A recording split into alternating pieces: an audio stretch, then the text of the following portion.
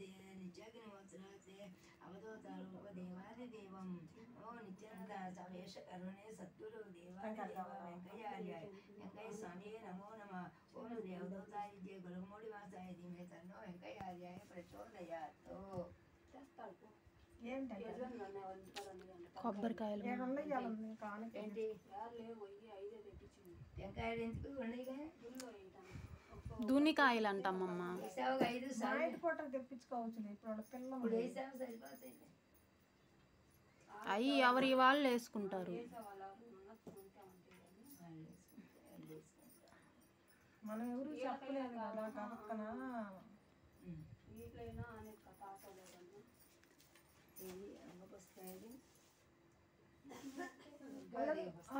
పైన పసుపు కుంకుమ అంట. ఆ పూలు పల్లెలో పెట్టాము. ఇందులో వేస్తా ముందు ఈ పువ్వులన్నీ ఇందులో కలిపేస్తా ఇందులో పెట్టుకోవచ్చు. ఇందులో పెట్టు ఆకులో పెట్టు అక్కడ పూజ చేయి. పరపంద్రం విష్ణుశివరం కృతభుజం ప్రసన్నవదనం ధ్యాయే సర్వవిఘ్నోపశాంతయే అగజాననపద్మార్కంగజానమానచారేకదంతం భక్తానాం ఏకదంతం వస్మయే ఏకదంతముపస్మయే గురు బ్రహ్మ గురు విష్ణు గురుదేవో మహేశ్వర గురు సాక్షాత్ పసుపు కుంకుమ అంట పెట్టాలంట. ఓం శ్రీ ప్యాకెట్లు ఉంటాయి దుర్గాయ నమః సర్వమంగళ మంగళే శివే సర్వార్థ సాధికే శరణ్యే త్రయంబకే దేవి నారాయణ నమోస్తుతే సర్వమంగళ మంగళే శివే సర్వార్థ లక్ష్మీదేవి నమోస్తుతే సర్వమంగళ మంగళే శివే సర్వార్థ సాధికే అన్నపూర్ణాదేవి నమోస్తుతే సర్వమంగళ మంగళే శివే దుర్గాదేవి నమోస్తుతే. ఓం దుం దుర్గాయ నమః ఓం శివాయ నమః ఓం మహాలక్ష్మీనే నమః మహాగౌరీనే నమః ఓం చండికాయ నమః ఓం సర్వజ్ఞానాయ నమః సర్వలోకేశాయ నమః సర్వకర్మ ఫలప్రదాయ నమః సర్వతీర్థమాయ నమః ఓం పుణ్యాయ నమః ఓం దేవాయ నమః ఓం అనుజాయ నమః ఓం జాయ నమః నిర్గ్రహాయ నమః నరసత్యాయ నమః హరీశాయ నమః నిర్గ్రహాయ నమః నిరంకారాయ నమః ఓం సర్వగర్వ యమర్జితాయ నమః ఓం సర్వలోకప్రియాయ నమః వాణిన్యే నమః సర్వవిద్య దేవతాయ నమః పారిత్యే నమః దేవమాత్రే నమః అండీసాయ నమః విద్యావాసనే నమః తేజస్యాయ నమః మహామంత్రాయ నమః కోటి సూర్య సమప్రభాయ నమః ఓం దేవతాయ నమః ఓం అహిన్యరూపిణ్యే నమః ఓం తేజస్యాయ నమః వర్ణరూపిణ్యే నమః గుణశ్రవణాయ నమః గుణమజ్జాయ నమః గుణత్ర వివర్జితాయ నమః కర్మజ్ఞానప్రదాయ నమః ఓం కాంతాయ నమః ఓం సర్వసమకారిణ్యే నమః ధర్మజ్ఞానాయ నమః धर्मनिष्ठाय नमः सर्वकर्म विवर्जिताय नमः कामाक्षाय नमः कामक्रोध काम संहरणाय नमः कामक्रोध विवर्जिताय नमः शंकराय नमः श्याम्बाय नमः शांताय नमः चंद्र सरग्नेत्राय नमः सुजनाय नमः जयभूमिष्ठाय नमः जहरणाय नमः जन्मभूमिष्ठाय नमः शास्त्राय नमः शास्त्रमाय नमः ओम नित्याय नमः ओम शुभाय नमः ओम चंद्रमस्तकाय नमः बालित्याय नमः ब्राह्मणाय नमः कल्पाय नमः कारण्याय नमः कृष्णाय नमः ओम कृष्ण पिंगलाय नमः ओम ब्राह्मणे नमः नारायण नमः रौद्रिणे नमः चंद्रमस्तकाय नमः ज्येष्ठाय नमः इंद्राय नमः महामायाय नमः जयदृष्टिकारणे नमः ब्रह्मांड कोटि समस्तापाय नमः कामणे नमः कमलालाय नमः कांताय नमः कालतीताय नमः कालसमकारिणे नमः योगनिष्ठाय नमः योगगम्याय नमः योगधीमाय नमः ओम तत्सन्नाय नमः ज्ञानरूपिणे नमः निरंकाराय नमः भक्तविष्टपरप्रदाय नमः भूतात्मकाय नमः भूतमात्रे नमः भूतात्माय नमः भूतधारण्ये नमः ओम सर्वाधार भज्यगताय नमः सर्वाधार षडाधार भज्यन्ये नमः मोहिताय नमः शोभाय नमः सुप्राय नमः सोक्ष्माय नमः मंत्राय नमः निराशाय नमः नमक्राय नमः निरासंकराय नमः नित्याय नमः आनंदाय नमः हरे नमः हराय नमः विघ्न सर्वज्ञानप्रदाय नमः अनंताय नमः ओम सत्याय नमः दण्डरूपिणे नमः सर्वसत्याय नमः सर्वगताय नमः सर्वश्रेष्ठप्रदाय नमः नमः अष्टोत्तरशतनामावళి సాయంత్రం వేయొచ్చులే అన్నాను.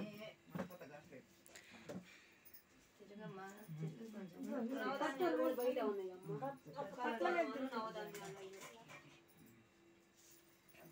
పట్ల మీద కదా తల్లి జగన్మాత శివదుర్గాదేవి అక్షంతలు అయ్యి కలుపుకోలేదు కదా కొంచెం అక్షంతలు వేసుకోండి. వస్త్రం చుట్టూ చేత్తో పోసుకొచ్చుకుంటే అక్కడే ఉన్నాయి అందులో.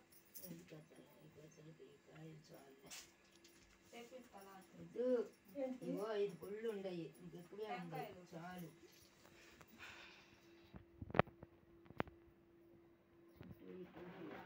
బట్టలకి ఈ అమ్మవారికి ఆ ప్లేట్లో కలుపుకున్నాం.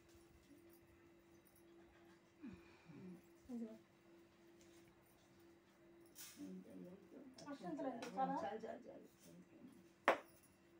ఇదిగో పసుపు అక్కడ అదిగో అక్కడ ఉంది దీసులో. ఇది వదిలినా కూడా ఇదిగో చేయి బాబు.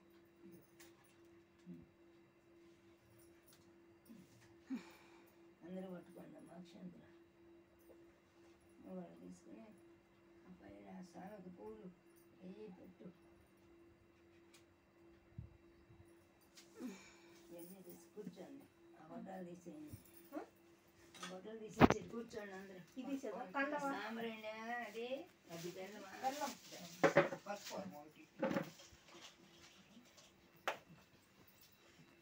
అయ్యో దీమా. అమ్మ కట్లు పెట్టండి మండాలి.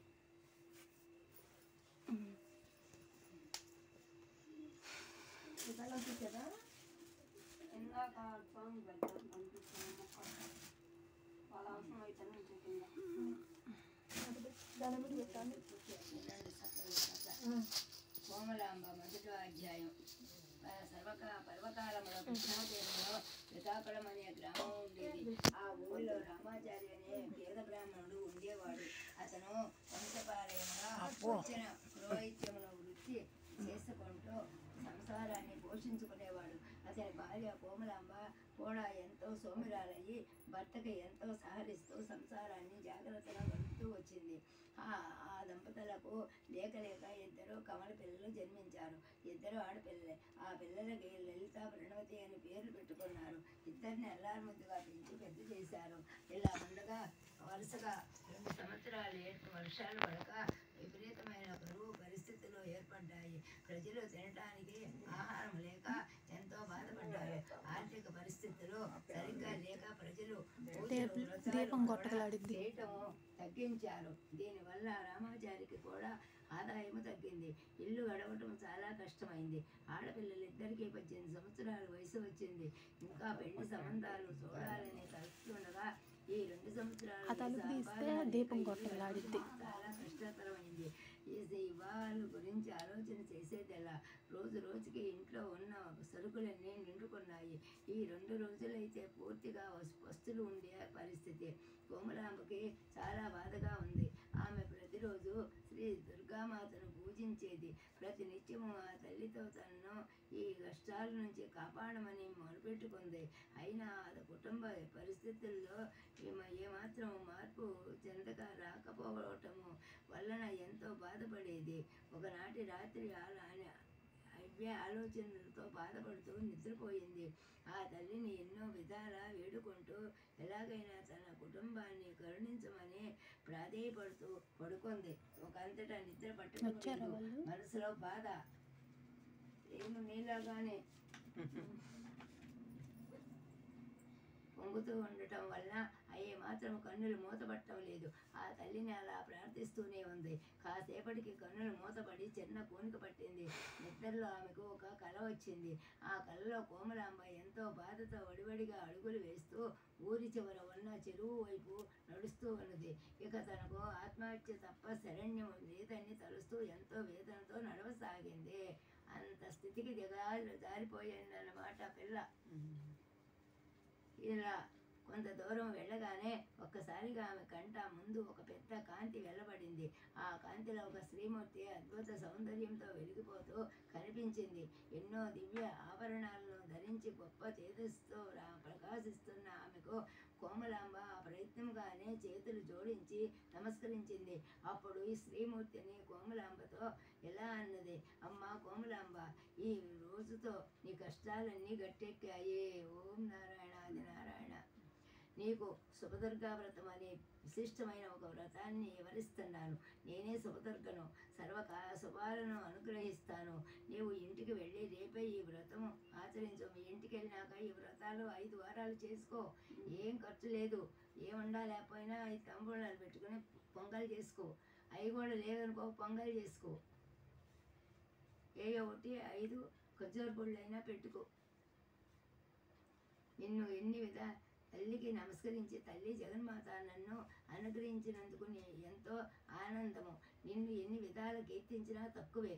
నా ఎందు దయవుంచి నా వ్రత విధానమును ఎవరముగా వికసీకపరచవలసింది అని వేడుకొంది. అప్పుడు సుభదుర్గామాత కోమలాంబతో ఈ విధముగా చెప్పింది. నేను ఇప్పుడు చెబుతున్న ఈ సుభదుర్గా వ్రతం ఎంతో తేలికైంది, నాకెంతో ప్రీతికరమైంది. దీనిని ఆచరించిన వారికి సర్వ సౌభాగ్యాలు కలుగుతాయి, దేనికి లోటు ఉండదు. ఈ పుస్తకం వల్ల అమ్మ చాలా మంది బాగుపడ్డారు. ఈ 2 సంవత్సరాల నుంచి చాలా మంది బాగుపడ్డారు. లోటు ఉండదు. జీవితం సుప్రదంగా గడుస్తుంది. తలపెట్టిన కార్యాలన్నీ జయప్రదంగా జరుగుతున్నాయి. ఈ వ్రతాన్ని స్త్రీలైనా పురుషులైనా ఎవరైనా ఆచరించవచ్చును. ఏ శుక్రవారం రోజైనా సూర్యోదయానికి ముందే లేచి శుచిగా స్నానం చేసి ఈ వ్రతం ఆచరించి ఉండాలి. ముందుగా అష్టోత్తర నామాలు పఠించాలి. అటుపైన ఈ వ్రతంలోనే 5 కథలను చదవాలి. బియ్యము బెల్లము కలిపిన చేసిన పాయసము నైవేద్యంగా పెట్టాలి. ఈ పూజా మందిరంలో కూర్చొని ఆచరించవచ్చును. మీరు ఒకరుగా కానీ మీ దంపతులు మీ బంధుమిత్రులు కానీ పిలిచిన కానీ ఏ వ్రతము ఆచరించవచ్చును. ఈ రూపాలన్నీ విజయదుర్గ, కనకదుర్గ, శైలపుత్రి, గౌరీదేవి ఇలా ఈ రూపమైన పటమైన ఎదురుగా ఉంచుకొనవచ్చును. ఈ విధముగా వ్రతము పూర్తి చేసిన వెంటనే మీ ఇంట్లో ఎన్నో శుభాలు కలుగుతాయి. ఈ వ్రతము పూర్తి అయిన తరువాత నేను ఆ ఇంటికి ఏదో ఒక రూపంలో వచ్చి ప్రసాదము స్వీకరిస్తాను. ఈ కోమలాంబ, రేపే ఈ శుక్రవారం, రేపే ఈ వ్రతము ఆచరించు. మీ కుటుంబానికి సర్వ సౌభాగ్యాలు కలుగుతాయి అని అమ్మ అనుగ్రహించింది. కమలాంబ తెల్లవారుగానే తనకు వచ్చిన కళను గురించి తన భర్తకు చెప్పింది. భర్త ఎంతో సంతోషించాడు. వెంటనే కోమలాంబ శుభ్రముగా స్నానం చేసి పూజ గదిలో కూర్చొని ఈ సుభదుర్గా వ్రతం ఆచరించింది. పాయసము నివేదించింది. పక్క ఇంటిలో గల తన స్నేహితురాలను పిలిచి భోజనం పెట్టింది. తాంబూలము ఇచ్చింది. ఈ వ్రత ప్రఖ్యాత చేత ఆ రోజు సాయంత్రమునే ఒక అద్భుతం జరిగింది. పక్క ఊరిలో గల జమీందారు ఒక పెద్ద గుడి కట్టిస్తున్నారని, ఆ గుడికి పూజారిగా రామాచారిని నియమించాలని అన్నాడు. అతన్ని కలిచాడని కబురు పంపాడు. అంతేకాదు మరునాడే వచ్చి రామాచారిని గుడి నిర్మాణానికి సంబంధించిన విషయాలన్నీ చూడమని అన్నాడు. సుభదుర్గ అనుగ్రహము చేత ఆ బంధుపీఠలను జమీందారు రామాచారికి ఎంతో ఎక్కువ జీతం ఇచ్చాడు. తదితర కాలంలోనే ఆ కుటుంబ కష్టాలన్నీ తీరాయి. కుమార్తెలిద్దరికీ చక్కటి వరులు దొరికారు. ఈ వివాహములు ఎంతో చక్కగా జరిగాయి. ఆ కుటుంబము ప్రతి నెల వీలున్న శుక్రవారం నాడు శ్రీ సుభదుర్గా వ్రతం ఆచరిస్తూ కలకాలము సుఖంగా జీవించారు. ప్రథమాధ్యాయం సమాప్తం. యా దేవి సర్వభూతేషు బుద్ధి రూపేణ సమస్తత. నమస్తుతే నమస్తుతే నమో నమః. ఈ అక్షంత్రయం భాగంలో ఇదిగో తాంబూలం ఆకులు సరిపోయాను.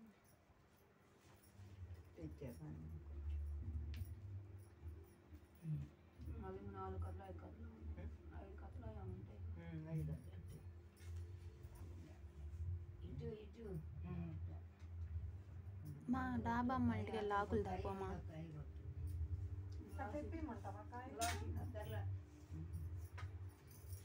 ఏమమ్మా మన మనస్సు తృప్తి, మన దేన్ని బట్టి ఆయన ఏమి అడగడు కానీ తృప్తిగా మనసుతో నిండుగా చెయ్యండి, అది చాలు.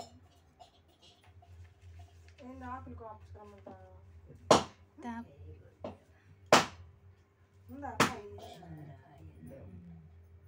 ఉండే ఉండిద్ది. కొబ్బరికాయలు కూడా సరిపోతాయి ఇంకొకటి చివర్లో కొడదాం చివర్లో చివర్లో పళ్ళు ఉన్నాయి. పళ్ళు ఓం భర్గవ కాకయ్య సహస్ర దారు ఆకులు. ఇది అక్షంతలు వేసేదా ఇప్పుడు కాదు పో ఆకులు ఓం ప్రాణ రెండు చేతులతో ఓం ప్రాణ సహోదర సపరాయ సమాన బ్రహ్మ సహ మధ్య మధ్య పాణిం సమర్ప అయిపోయింది అది. అయిపోయింది, లేదు అందులో.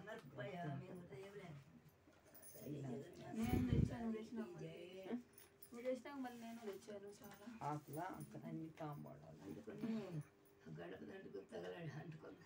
ఎక్కడ గొడ్డ కర్టన్ గొడ్డ తగలబడింది దున్నెలిగిచ్చినాక ఇంకా పోయిందిలే అంతవరకు అని.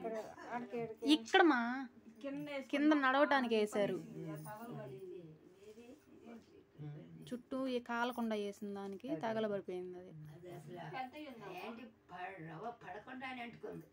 దాని అంతటికి అది రవ్వలు కూడా లాగుల్లా ఈ రాళ్ళ సందులో నుంచి అంటుకొని ఉండిద్ది. అంటుకుంది. ఆ, అది కూడా అసలు అది మంగళం గురుదేవాయ మహనీయ గుణాత్మనే సర్వలోక శరణ్యాయ అక్కడే. సాధురూపాయ మంగళం అక్కడ వైద్యాయ పుంసామోహన రూపాయ పుణ్యశ్లోకాయ మంగళం రామచంద్రాయ మంగళం రామకృష్ణాయ మంగళం వైదేవాయ మంగళం వసుదేవ గణేశ శ్రీ సర్వమంగళ మంగళే శివే సర్వాంగ సాధికే శరణ్యే త్రయంబకే దేవి నారాయణ నమోస్తుతే.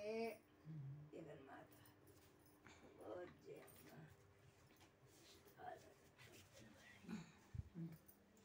అక్షంతలు తీసుకోండి. ఆఖరికి వేద్దాం. అటు పెట్టుకున్నాం. ఓం సుభదుర్గాదేవి 2వ అధ్యాయం జమీందారు.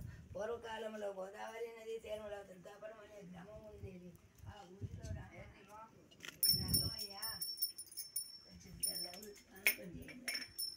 రాఘవయ్య అనే జమీందారు ఉండేవాడు. అతనికి ఎన్నో వ్యాపారాలు ఉండేవి, ఎంతో ధనం పశు సంపద ఉండేవి, ఎన్ని పొలాలు ఉండేవో. రాఘవయ్యకు తాను ధన్యకుడనే అహంకారము ఉండేది. ఎంతటి వారినైనా ఈ అహంకారమే కదా అతోపతాళానికి తోసివేసింది. అయితే అతని భార్య శ్రీదేవి మాత్రం ఎంతో సౌమ్యురాలు, ఎల్లప్పుడూ పూజల్లో మునిగి తేలుతూ ఉండేది. భర్తకు తెలియకుండా ఎన్నో దాన ధర్మాలు చేసి ఉండేది. అన్నీ ఉన్నప్పటికీ వారికి సంతానం లేకపోవటము ఎంతో తేలిగ్గా ఉండేది. ఆ ఊరిలో ఎంతో పురాతనమైన శ్రీ దుర్గామాత గుడి ఉండేది. ఆలయానికి ప్రతి సంవత్సరం ఆశ్వీజ మాసంలో నవరాత్రి ఉత్సవాలు పెద్ద ఎత్తున నిర్వహించేవారు. ఉత్సవానికి చుట్టుప్రక్కల గ్రామాల నుంచి ఎందరో భక్తులు వచ్చేవారు. ఉత్సవాల నిర్వహణ కోసము ఎందరో ధనికులు పెద్ద ఎత్తున విరాళాలు ఇచ్చేవారు. అయితే ఆ ఆలయ ధర్మకర్తలందరికీ అధ్యక్షుడు రాఘవయ్య మాత్రము చాలా కొద్ది సమయం ఇచ్చేవాడు. అది కూడా ఏదో తప్పదన్నట్లుగా ఇచ్చేవాడు. అతడు అధ్యక్ష పదవిలో ఉన్నప్పుడు ఎవరికి ఇష్టమో లేకపోయినా ఊరిలో అందరికంటే ఎక్కువ ధనికుడు కావటం చేత అతన్ని ఎప్పుడూ అధ్యక్షునిగా ఎన్నుకునేవారు. గత కొన్ని సంవత్సరాలు నవరాత్రి ఉత్సవాలకు వచ్చే బృందాల సొమ్ము కూడా కొంచెం తన సొంత పనులకు వాడుకుంటున్నట్లు ప్రజలు అనుమానించేవారు.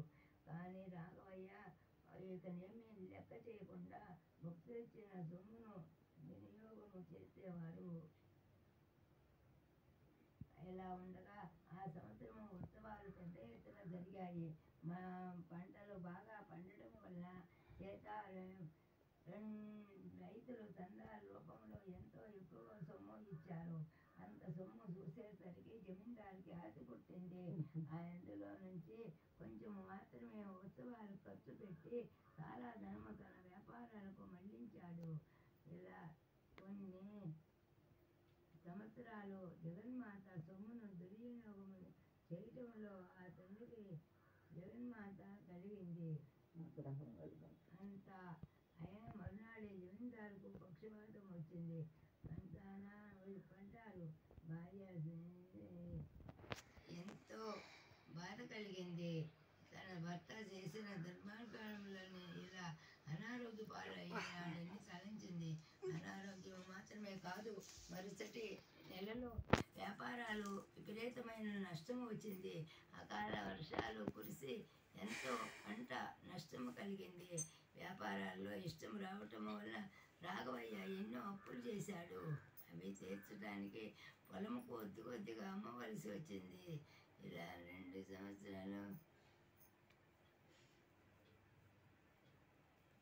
ఎన్నో మందులు వాడిన సంవత్సరాలు కూడా గడిచేటప్పటికీ అతని పెద్ద కేవలం 2 ఎకరాలు మిగిలాయి. ఎన్ని మందులు వాడినా లాభం లేకపోయింది. మంచం మీదనే ఉన్నాడు. భార్య శ్రీదేవి తన కష్టాల నుండి బయటపడేయమని ఎందరో దేవతలను మొక్కుకుంది. జమీందారుకి కూడా ఉన్నప్పటికీ దేవుళ్ళని కూడా కష్టాల నుండి బయటపడేయమని ఎందరో దేవతలను మొక్కుకుంది. జమీందారుకి కూడా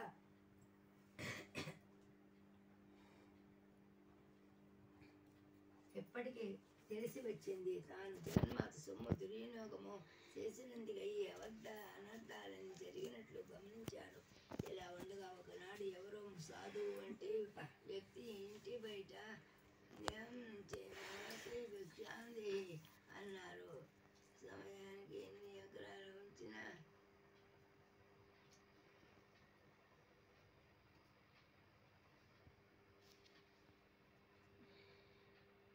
చెప్పా అన్ని సర్దుకుంటాయి. అమ్మా ఈ కష్టాలన్నీ నాకు తెలిసాయి. నీవు సుభద్రగా వ్రతం చెయ్యి, అన్నీ సర్దుకుంటాయి. నీ కష్టాలు తొలగి మునుపటి వైభవం వస్తుంది అని చెప్పి ఆ వ్రత విధానం అంతా వివరించి చెప్పాడు. శ్రీదేవి మరునాడే సుభద్రగా వ్రతము చేస్తానని సంకల్పం చేసుకుంది. ఎంతలో ఈ శ్రీదేవికి మరొక ఆలోచన కూడా వచ్చింది. ఆమె వ్రతం 2 రోజులతో పాటు ప్రతినిత్యం చేస్తానని అనుకుంది. జమీందారు భార్య శ్రీదేవి మరునాడే మొదలుపెట్టి ఎంతో శ్రద్ధగా 4 రోజులు ఈ సుభద్రగా వ్రతం ఆచరించింది. ప్రతిరోజు ఉదయం లేచి స్నానం చేసి సుభద్రగాదేవి 4 రోజులు చేయగానే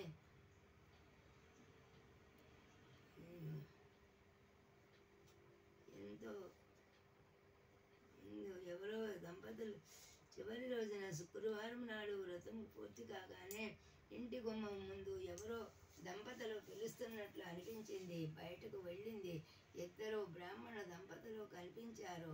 శ్రీదేవితో వారు తాము పక్క ఊరు వెళ్ళగానే ఇంటి భోజనం ముందే దొరుకుతుందేమోనని వచ్చానని అన్నారు. దీన్ని వారిద్దరికి అన్నము వడ్డించింది. ఆ దంపతులు 2 సంతోషంగా తిన్నారు. సుభద్రగా వ్రతము ప్రసాదము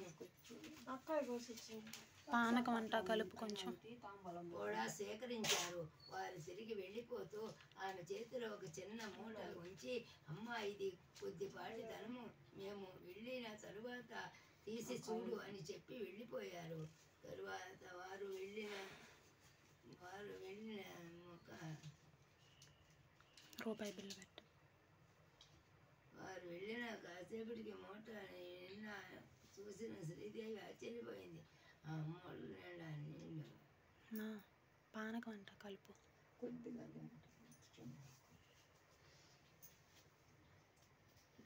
బంగారు కాసులు అంతే కాదు, వాళ్ళు మిరియాలు అక్కడ ఉన్నాయి.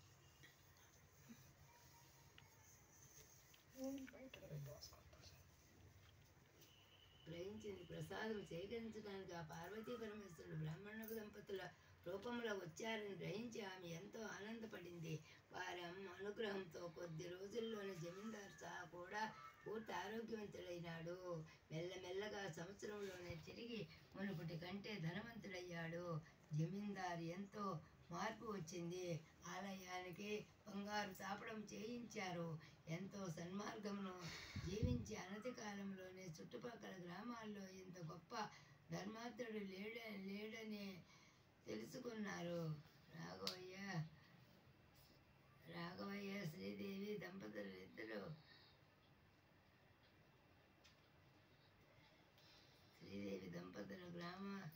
దంపతులిద్దరూ కలకాలము జగన్మాతను సేవిస్తూ సుఖంగా జీవిస్తూ సుభద్ర ముక్తిని పొందారు.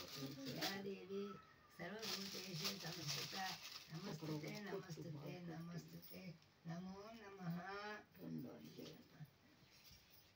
రెండు పళ్ళు పెట్టమ్మా.